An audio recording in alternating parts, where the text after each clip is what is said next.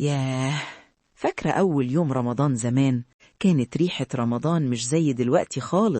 المسحراتي بتاعنا كان اسمه عم محمود، الله يرحمه. كان صوته يدخل البيوت كلها. كان عنده طبلة كبيرة بيدق عليها وهو بيقول اصحى يا نايم ووحد الدايم. نستنى شهر رمضان بالفوانيس والزينة والمسلسلات. كان في مسلسل ليالي الحلمية اللي كل الناس كانت مستنياه. كنت بعمل الفول في البيت بإيدي، مش زي دلوقتي الناس بتشتريه جاهز. أنا وانقعه من بالليل وأحط معاه الكمون والليمون والطعمية كمان. كنا بنطحن الفول المدشوش ونحط معاه البقدونس والكزبرة والثوم والبصل الأخضر. المهم الواحد ياكل حاجة تسنده.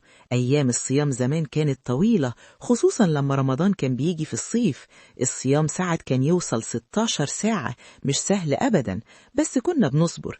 الصبر عبادة برضو. كان عندنا طقوس للسحور، لازم نشرب شاي باللبن. الشاي باللبن كان بيسند الواحد في الصيام. بعد السحور بقى كنت بروح أتوضى وأصلي، وكنت باخد على نفسي عهد إني أحافظ على الصلوات الخمس في المواعيد بتاعتها طول الشهر الكريم.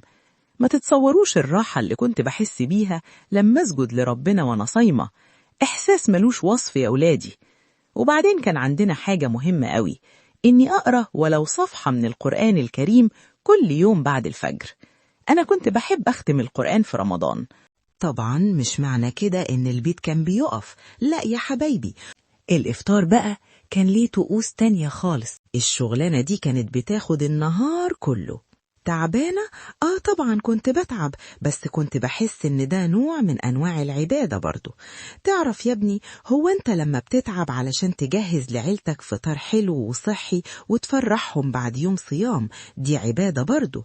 أنا كنت بنوي الأجر في كل حاجة بعملها. كنت بقول يا رب اجعل تعبي في رضاك. والست المصرية زمان كانت بتعرف تنظم وقتها كويس. كنت بجهز صواني الكنافة والقطايف، عصير قمر الدين والخروب والتمر. طبعا قبل المغرب بساعة تقريبا تبدأ الحتة كلها تفوح منها ريحة الطبيخ. يا ولاد على الريحة دي. ولما بيأذن المغرب ياه، كنا بنفطر مع بعض العيلة كلها على السفرة، وبعدها نقوم نصلي المغرب. رمضان علمنا ازاي نعيش منظمين ونصبر ونحس ببعض.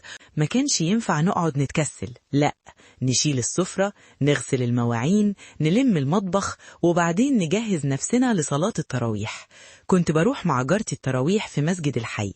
كان المسجد بيتملي عن آخره، النساء في مكان والرجالة في مكان، وصوت الشيخ محمود القارئ الجميل وهو بيصلي بينا كان بيبكيني من جماله. التراويح كانت فرصة لينا إننا نخرج من البيت شوية بعد يوم طويل من الشغل، نروح نصلي ونسلم على الجيران والقرايب اللي مش بنشوفهم كتير. ده غير إن التراويح روحانيتها عالية قوي، تحس إنك في سما تانية خالص. ولما نرجع من التراويح يبدأ وقت الحاجات الحلوة.